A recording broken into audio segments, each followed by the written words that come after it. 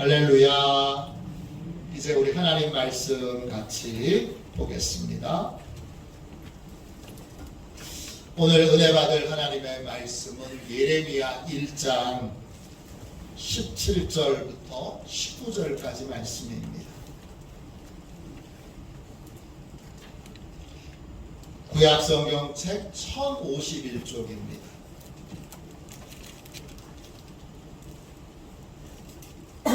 예레미야 1장 17절부터 19절까지 말씀입니다.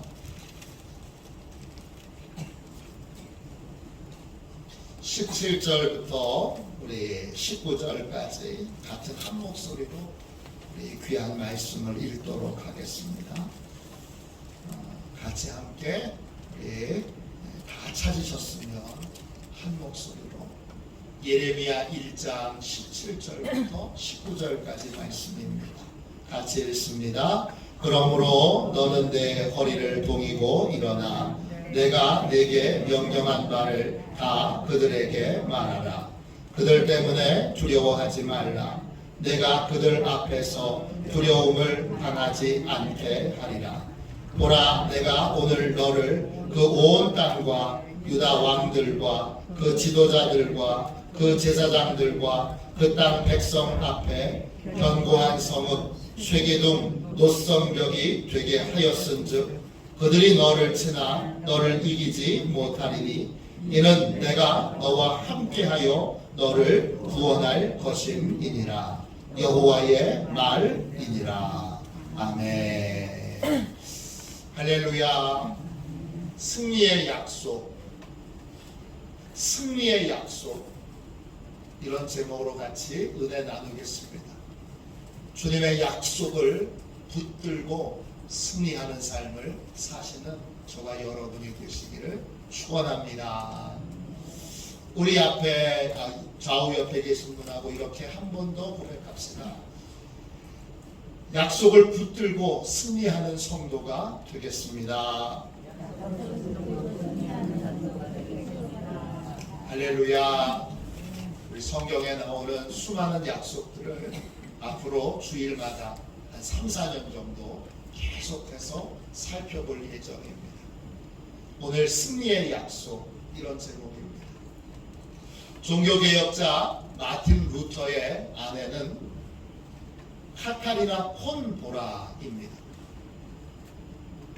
카타리나는 루터의 아내, 주부의 역할을 넘어서 종교개혁의 중요한 동반자였습니다. 그래서 사람들은 이 카타리나를 존경하는 의미로 그녀를 루터린이라고 했습니다. 이건 여자 루터, 여자 종교개혁자라는 뜻입니다. 루터보다 16살이나 어렸던 이 카타리나는 가톨릭 교회를 개혁하는 데 있어 루터가 낙심할 때마다 하나님을 바라보고 하나님을 의지하도록 도왔습니다. 한 번은 루터가 모든 걸 다 포기하고 며칠 동안 침대에 누워만 있었습니다. 그걸 보던 카타리나는 옆방에 들어가서 상복을 입고 통곡하며 울기 시작합니다. 누워서 이제 가만히 있던 루터가 그 소리를 듣고 깜짝 놀라서 자리에 일어나서 옆방으로 가서 아내를 이렇게 나무랍니다. 이게 무슨 망측스러운 소리요? 이게 무슨 망측스러운 소리요? 그러자 카타리나가 이렇게 대답합니다. 하나님이 죽었는데 제가 어떻게 통곡을 안 하겠습니까? 그러자 무슨 벼락 맞을 소리를 하고 있느냐고 다시 그녀를 야단칩니다. 그러자 카타리나가 이렇게 말합니다. 당신이 이렇게 낙심하는 것을 보면 틀림없이 하나님이 죽은 것 아닙니까? 이 말을 듣고 루터가 정신을 번쩍 차렸다고 합니다. 루터가 절망에 빠졌던 이유는 하나님을 바라보지 않고 환경과 상황과 자신만을 바라봤기 때문입니다. 우리가 하나님을 기쁘시게 하는 일을 할 때, 하나님의 말씀에 순종할 때 하나님 가만히 계실까요?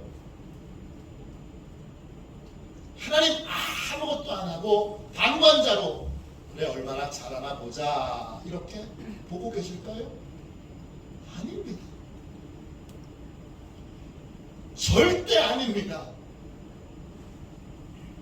하나님은 우리가 하나님의 일에 순종하여 나아갈 때, 우리가 하나님이 기뻐하시는 일들을 행할 때 우리와 함께 일하시고 우리를 도와주십니다. 그러므로 우리는 우리를 도와주시는 하나님을 바라봐야 합니다.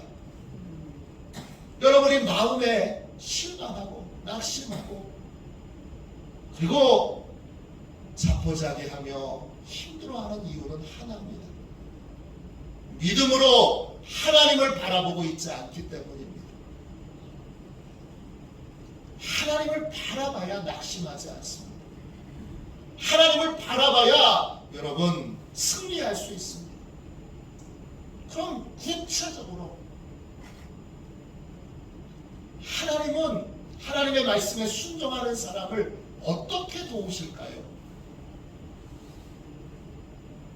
어떤 일을 행하여 주실 것을 믿고 하나님을 바라봐야 할까요? 오늘 함께 읽은 말씀에 하나님이 무슨 일을 하는지, 무슨 일을 할 것인지 그 약속이 담겨 있습니다. 하나님은 크게 두 가지 부분에서 우리를 도와주십니다. 하나님의 말씀에 순종할 때 하나님께서는 우리를 어떻게 도와주십니까?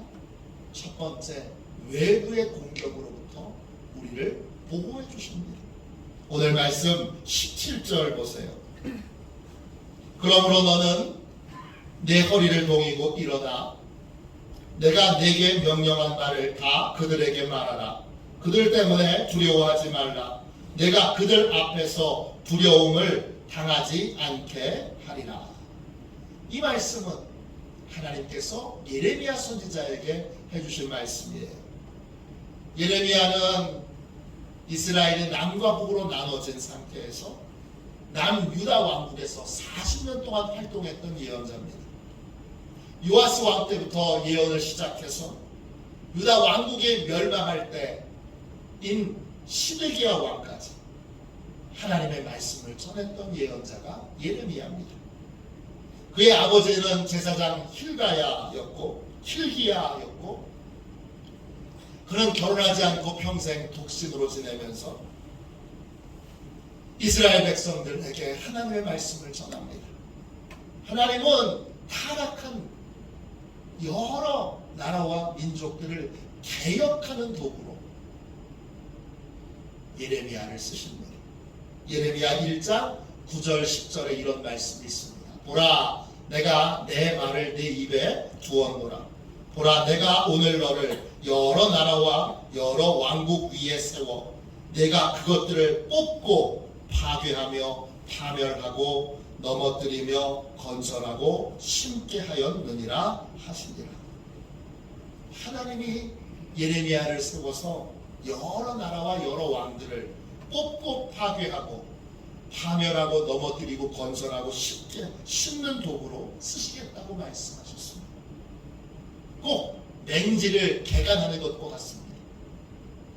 맹지를 개간하여 밭을 만들 때 뽑을 거 다 뽑아내고 부술 거 다 부수고 버릴 거 다 버리고 그리고 나서 밭을 만들고 그리고 나서 씨앗을 뿌리는 것처럼 그렇게 예레미야를 통해서 나라를 민족을 개간하시겠다는 것입니다.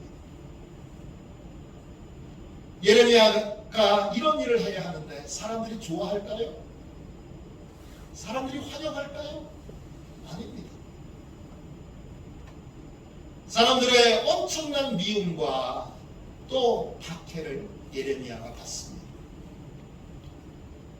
또 하나님께서 예레미야에게 펄펄 끓어오르는 솥의 환상을 보게 하십니다.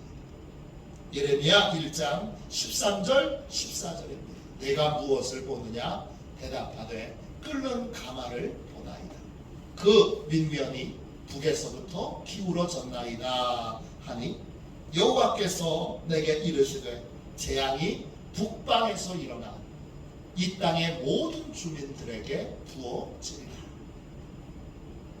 예레미야가 본 환상은요, 북쪽에서 물이 펄펄펄 끓어오르는 솥단지를 봤어요. 근데 그 솥단지가 점점 기울어져서 그 펄펄 끓는 물이 유다 왕국에 쏟아지는 거예요.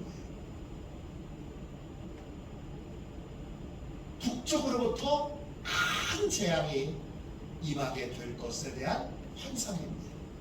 구체적으로 바벨론이라고 하는 나라가 유다 왕국을 침략하여 나라가 망하게 될 것을 하나님이 환상으로 보여주신 것입니다. 예레미야가 이걸 왕과 백성들에게 전해야 합니다. 이 나라 망합니다. 이 나라 바벨론에게 망합니다. 하나님이 고치시려고 여러 번 기회를 주셨지만 이 백성들이 하나님의 말씀을 거역하고 마침내 하나님이 유다 왕국을 심판하시기로 결정하셨습니다. 이걸 예레미야가 전해야 합니다. 이거 전하면 어떻게 될까요? 사람들의 미움과 공격의 표적이 되겠죠. 인간적인 예레미야는 두려웠을 겁니다. 그런데 하나님께서 예레미야를 보내시면서 이렇게 말씀하셨습니다. 오늘 읽은 말씀 1장 17절 끝부분을 보겠습니다. 그들 때문에 두려워하지 말라. 내가 그들 앞에서 두려움을 당하지 않게 하리라. 두려워한다, 이 말은 히브리어로 차타트입니다. 뜻은 부서지다, 실망하다, 낙담하다, 겁내다, 이런 뜻입니다. 이 나라 망할 겁니다. 하나님 말씀을 전하러 가는 예레미야에게 하나님이 아무 걱정도 아무 염려도 하지 마라. 부서질까봐, 또 실망할까봐, 또 그 사람들이 너를 공격할까봐 겁내지 마라. 왕과 백성들 앞에서 내가 너를 철저하게 보호해 줄 것이다. 그렇기에 아무런 걱정도 아무런 염려도 하지 말아라. 하나님이 그렇게 약속하셨습니다. 예레미야는 가서 전하기만 하면 되고, 왕과 또 백성들로부터 예레미야가 공격을 받거나 또는 여러 모함을 받거나 여러 힘들고 괴로운 일들을 겪지 않도록 하나님이 보호해 주신다는 거예요. 하나님이 일하여 주신다는 거예요. 우리 하나님은 우리가 걱정하고 염려하는 것보다 언제나 훨씬 큰 분이십니다. 하나님은 우리가 두려워하는 것보다 언제나 훨씬 더 크신 분입니다. 하나님은 우리에게 일을 맡기시고 그냥 가만히 계시는 분이 아니라 우리를 적극적으로 보호해 주시는 분이시고 우리를 모든 위험과 위협으로부터 지켜주시는 분이십니다. 이 사실을 믿고 여러분, 하나님의 말씀에 순종할 때마다 나를 보호해 주실 그 하나님을 바라보시기를 주님의 이름으로 축원합니다. 교회에 다니지만 하나님보다는 돈을 의지하고 살았던 어느 집사님이 계세요. 사업을 해서 큰 돈을 벌었는데 몇 년 지나지 않아서 사업이 크게 실패하여 빚더미에 앉게 됩니다. 그때 이 집사님은 돈의 힘이 얼마나 약한지를 알게 됐습니다. 그때 이 집사님은 하나님의 힘이 얼마나 큰지를 알게 됐습니다. 돈을 잃어버리자 빚더미에 앉자 사업상의 친구들은 한 사람도 예외 없이 다 떠나버렸습니다. 그런데 예수 믿는 아내는 남편을 버리지 않습니다. 예수 믿는 자녀들은 아버지를 버리지 않습니다. 예수 믿는 목사님은 이 집사님을 버리지 않고 예수 믿는 성도들도 끝까지 이 집사님 곁에 남아서 이 집사님이 다시 일어설 수 있도록 위로해주고 격려해줍니다.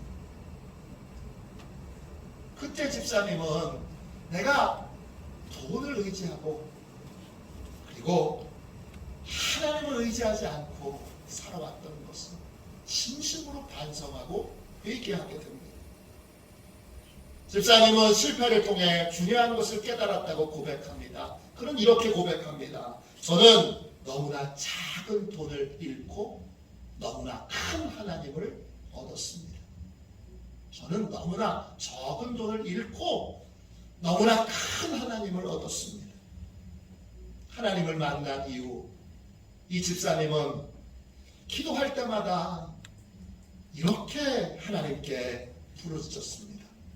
제가 걱정하는 것보다 훨씬 크신 하나님, 제가 두려워하는 것보다 훨씬 강하신 하나님, 저와 함께 계셔서 감사합니다. 저를 버리지도 떠나지도 않으시고 저와 늘 함께 해주셔서 감사합니다. 하나님은 하나님의 일에 순종하는 사람, 하나님의 말씀에 순종하는 사람을 위해서 일하십니다. 외부의 어떤 공격도 하나님이 다 막아주십니다. 어떤 외부적인 공격과 핍박이 있더라도 하나님의 크신 능력으로 해를 받지 않도록 지켜주시고 보호해 주십니다. 그러니까 하나님의 말씀에 순종하는 모든 사람들은 외부적인 걸 보지 않고 자기 자신을 보지 않고 나를 보호해 주시고 지켜주시는 크신 하나님을 볼 수 있어야 합니다. 그럴 때 낙심하지 않고 승리할 수 있습니다. 할렐루야. 하나님의 말씀에 순종할 때 하나님께서 우리를 어떻게 도와주실까요? 두 번째, 우리의 마음과 생각을 굳건하게 붙들어 주십니다. 오늘 말씀 18절 보세요. 18절입니다. 보라, 내가 오늘 너를 그 온 땅과 유다 왕들과 그 지도자들과 그 제사장들과 그 땅 백성 앞에 견고한 성읍 쇠기둥 노성벽이 되게 하였습니다.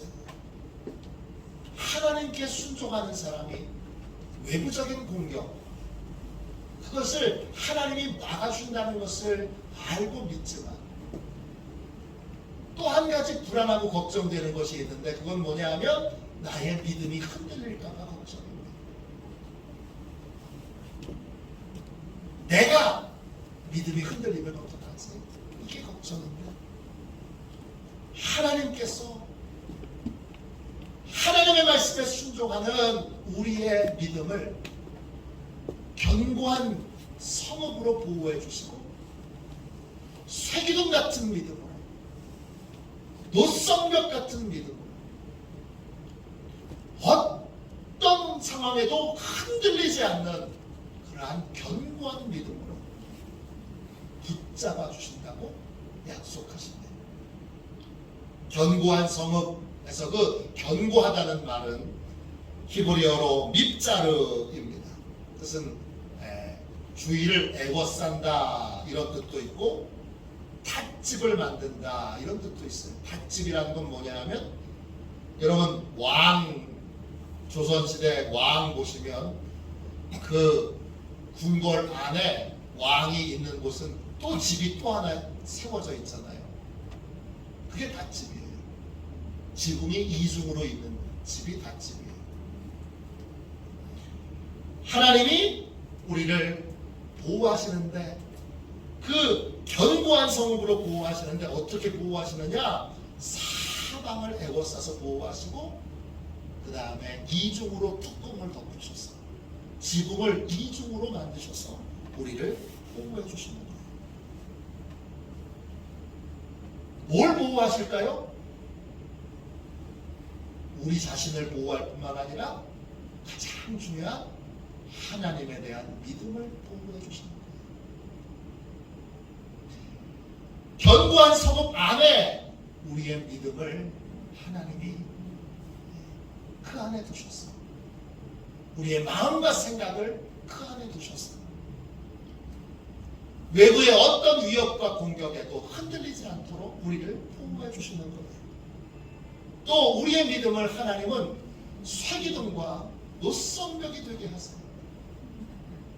쇠기둥은 철로 만든 기둥입니다. 어떤 위협에도 쇠기둥은 흔들리지가 않습니다. 노성벽은 구리로 만든 벽입니다. 어마어마한 성벽입니다. 어떤 공격에도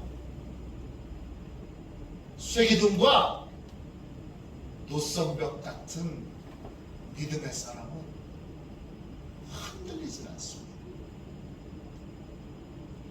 하나님께서 우리를 이 쇠기둥같이 노성벽같이 그렇게 흔들리지 않는 믿음으로 삶을 살아가도록 지켜주시는데 언제 지켜주시느냐? 오늘 말씀 1장 18절을 다시 보면 내가 오늘 그랬어요. 오늘이라는 말은 히브리어로 용이에요. 뜻은 오늘이라는 뜻도 있지만 매일이라는 뜻도 있어요. 항상이라는 뜻도 있어요. 언제나 이런 뜻도 있어요. 하나님이 쇠기둥 같은 믿음으로 언제 지켜주시는 거예요? 매일매일 우리를 그렇게 지켜주시는 거예요. 순간순간을 그렇게 지켜주시는 거예요. 항상 그런 믿음을 갖도록 우리를 붙들어 주시는 거예요. 그러니까 걱정할 필요가 없어요. 내 믿음이 약해지면 어떡하지? 항상 문제는 외부의 공격이 아니라 내 믿음이 약해지는 게 문제잖아. 내 안에 의심이 생기고 불안이 생기고 두려움이 생겨서 내가 스스로 하나님을 믿는 믿음을 저버리는 것이 문제입니다. 하나님이 하나님의 말씀에 순종하여 나아가는 예레미야에게 너의 믿음을 내가 견고한 성읍으로 지켜주고 너의 믿음을 쇠기둥이 되게 하고 녹성벽이 되게 하신다고 약속하셨어요. 그러니까 어떤 일이든지 겁먹지 말고 우리는 담대하게 나를 쇠기둥 같은 믿음으로 붙들어 주실, 나를 노성벽 같은 믿음으로 붙들어 주실 하나님을 믿고 의지해야 합니다. 그러면 담대하게 두려움 없이 믿음의 길을 걸어갈 수 있습니다. 오늘 말씀 19절 보세요.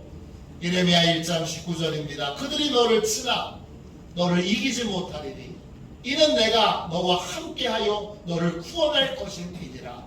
여호와의 말이니라.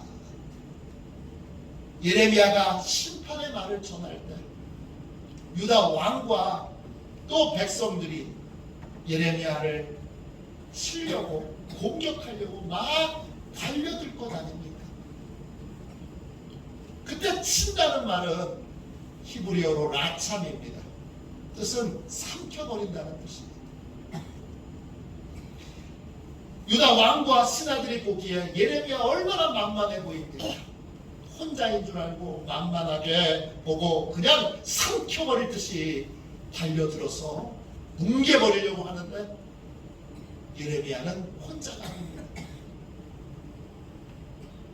하나님이 함께 계십니다. 왕과 신하들이 백성들을 동원하고 군대를 동원하고 돈을 동원하고 하인들을 동원해서 예레미야를 공격하려고 해도 예레미야를 이기지 못합니다. 왜냐? 하나님이 안팎으로 예레미야를 보호해 주시기 때문입니다. 예레미야의 마음을 견고한 성읍으로 지켜주시고 예레미야의 믿음을 노성벽과 쇠기둥으로 지켜주시고 그리고 외부의 공격으로부터 하나님이 사늘로 들으셔서 이 예레미야를 지켜주고 계십니다. 그렇기에 예레미야는 두려워하지 않고 담대하게 가서 하나님의 말씀을 전할 수 있었습니다. 또 예레미야가 하나님 말씀을 전하면 백성들이 아멘 할까요? 아니면 거부할까요? 예레미야가 하나님 말씀 전하면 백성들이 아멘 하고 받아들일까요? 아니면 거부할까요? 거부합니다.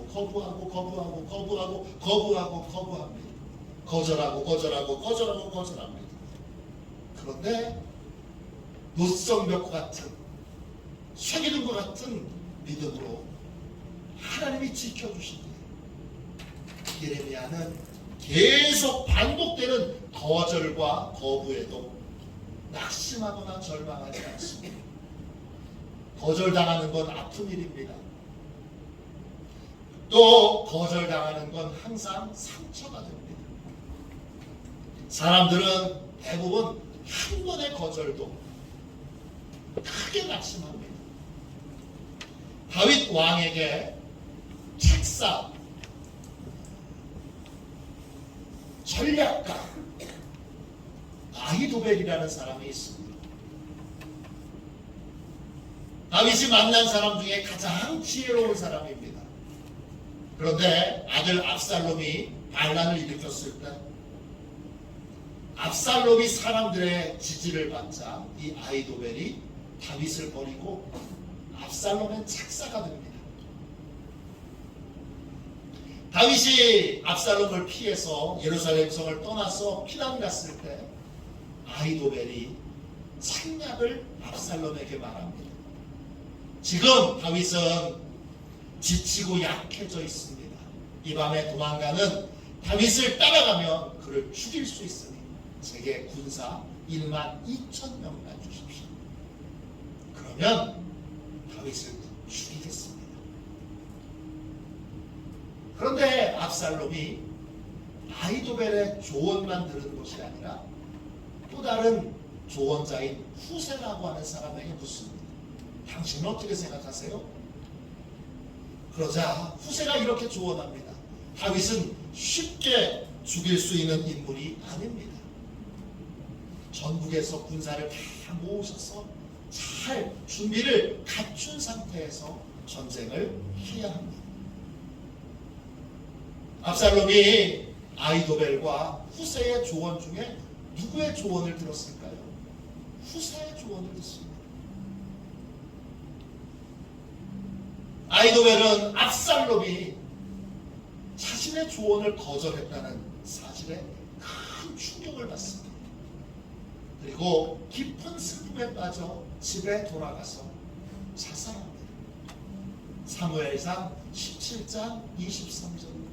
아히도벨이 자기 책략이 시행되지 못함을 보고 나귀의 안장을 지우고 일어나 고향으로 돌아가 자기 집에 이르러 집을 정리하고 스스로 목매어 죽음에 그의 조상의 묘에 장사되니라. 아히도벨은 단 한 번의 거절을 견디지 못하고 자살합니다. 아히도벨은 단 한 번의 거절이 주는 슬픔과 고통을 이기지 못하고 자살합니다. 그런데 예레미야는요, 수십 번, 수백 번의 거절을 당해도 마음이 요동하지 않습니다. 어떻게 그럴 수 있습니까? 하나님께서 예레미야의 믿음을 쇠기둥처럼 든든하게 바꿔놓으셨기 때문입니다. 하나님께서 예레미야의 믿음을 노성벽처럼 어떤 것에도 흔들림이 없이 든든하게 바꿔놓으셨기 때문입니다. 하나님의 은혜는 거절을 극복한 사람에게 임하게 됩니다. 열왕기하 5장에 보면 나아만이 요단강에 가서 6번 목욕을 합니다. 1번, 2번, 3번, 4번, 5번, 6번 목욕했는데 변화가 없습니다. 조금이라도 좀 달라져야 되는데 아무런 변화가 없습니다. 6번 거절당한 겁니다. 6번 했는데 안 된 겁니다. 그런데 나아만은 거기서 멈추지 않고 거기서 굴하지 않고 7번째 목욕을 합니다. 그러자 문둥병이 깨끗하게 나았습니다. 마가복음 7장에 보면 수로보니게 여인이 나옵니다. 귀신 들린 딸을 고쳐달라고 예수님을 찾아오는데 예수님이 안 고쳐준다 거절하셨어요. 또 이 여인을 개 취급하셨습니다. 그럼에도 불구하고 수로보니게 여인은 다시 예수님께 자기 딸을 고쳐달라고 부탁합니다. 그러자 예수님께서 귀신 들린 딸을 고쳐주십니다. 여호수아 6장에 보면 이스라엘 백성들이 여리고성을 정복해야 하는데 하루에 한 바퀴씩 6일 동안 6바퀴를 돕니다. 아무런 일도 일어나지 않아요. 7째 되는 날 7바퀴를 돕니다. 그래도 아무 일도 일어나지 않아요. 7바퀴를 다 돌고 제사장이 나팔을 불고 백성들이 하나님을 향하여 소리를 지르니까 그때야 비로소 여리고성이 무너집니다. 중간에 야 오늘이 6바퀴째인데 왜 아무런 변화가 없는 거야? 오늘은 7번 돌았는데 왜 아무런 변화가 없는 거야? 아닌가 봐. 그렇게 낙심하지 않고 마지막까지 끝까지 거절을 극복하고 순종했던 하나님의 은혜가 임하게 된 것입니다. 하나님의 은혜를 받으려면 거절을 극복할 줄 알아야 합니다. 예수님께서 전도하기 위해 제자들을 보내실 때 제자들을 영접하지 않거나 제자들의 말을 듣지 않으면 어떻게 하라고 하셨어요? 발에서 신발에서 먼지를 털어버리라고 하셨어요.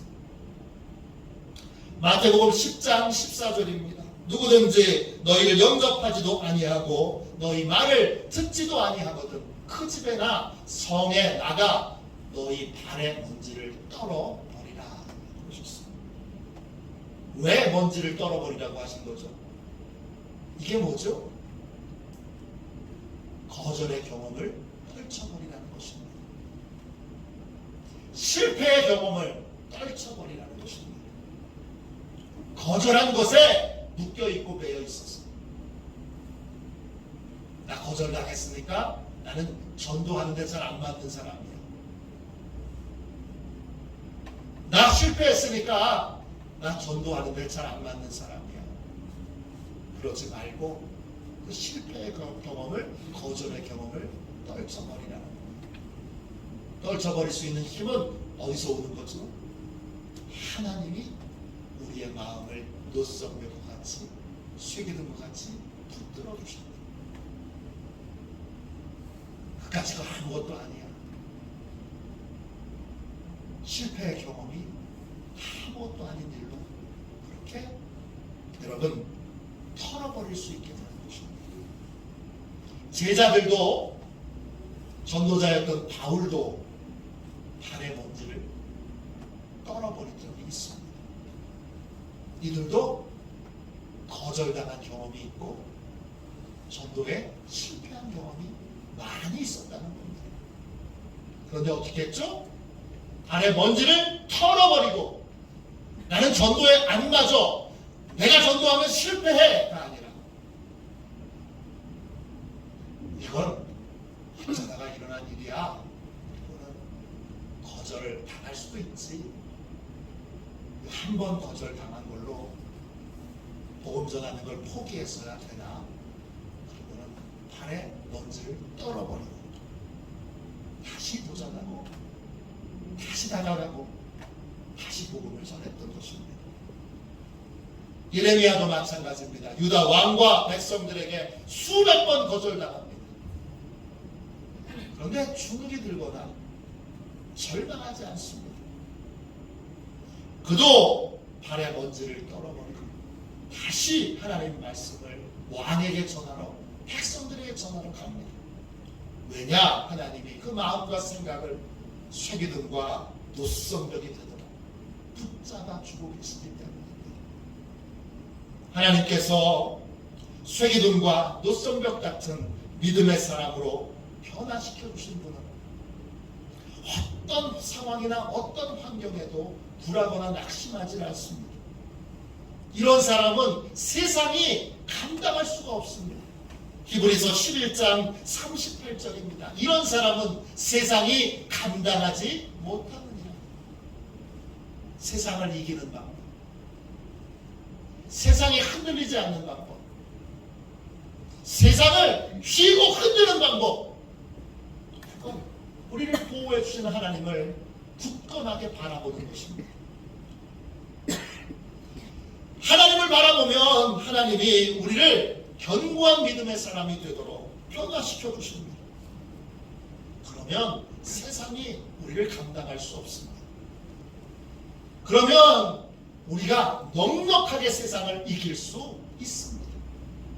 감리교를 시작한 존 웨슬리가 세계 복음화 전략을 세우기 위해 감리교 지도자들과 회의를 했습니다. 그 자리에서 존 웨슬리가 이런 말을 했습니다. 효과적인 선교 방법이요, 우리에게 방법이 있다면 단 한 가지 방법밖에 없을 것입니다. 그것은 사람입니다. 하나님의 사람입니다. 만약 하나님 외에 아무것도 두려워하지 않는 사람들, 죄만 두려워하는 사람들, 하나님의 말씀에 사로잡힌 사람들을 100명만 저에게 주십시오. 그러면 저는 올해가 지나가기 전에 이 세상을 뒤집어 놓겠습니다. 세상을 이기는 방법은 오직 하나, 하나님만 바라보는 믿음의 사람들이 세워지는 겁니다. 나의 형편, 처지, 나 자신을 바라보면 여러분 세상을 이길 수 없습니다. 그러나 하나님을 바라보면 하나님께서 우리에게 쇠기둥 같은 믿음, 노성벽 같은 믿음을 세워주십니다. 우리 교회에도 저도 요한 웨슬리처럼 매일매일 기도하도록 했습니다. 우리 교회 쇠기둥 같은 믿음의 사람, 노성벽 같은 믿음의 사람, 주여 100명 주십시오. 그러면 웨슬리가 세상을 뒤집어 놓을 수 있으면 저도 그들과 함께 세상을 뒤집어 놓을 수 있습니다. 어떤 것에도 흔들리지 않는, 어떤 것에도 주눅들지 않는, 어떤 상황에도 움츠러들지 않는 그러한 믿음의 사람 100명만 있으면 얼마든지 넉넉하게 우리는 세상을 이기고도 남습니다. 그 출발점은 어떤 상황에서든지 하나님을 바라보고 하나님의 일하심을 믿는 것입니다. 하나님께서 지금도 말씀에 순종하는 자들을 쇠기둥 같은 믿음의 사람으로, 노성벽 같은 믿음의 사람으로 변화시켜주고 계십니다. 그러한 사람으로 든든하게 세워지는 저와 여러분이 되시기를 주님의 이름으로 축원합니다. 축원합니다. 우리 함께 이 시간 350장 1절만 찬양하고 우리 함께 주여, 제가 모든 상황에서 하나님의 일하심을 믿고 하나님을 바라보고 하나님이 쇠기둥 같은 믿음의 사람, 노성벽 같은 믿음의 사람 세우실 때 제일 먼저 변화되는 사람, 제일 먼저 그렇게 서는 사람 되도록 축복해 주세요. 우리 함께 이 찬송 부르고 이 제목으로 기도하겠습니다.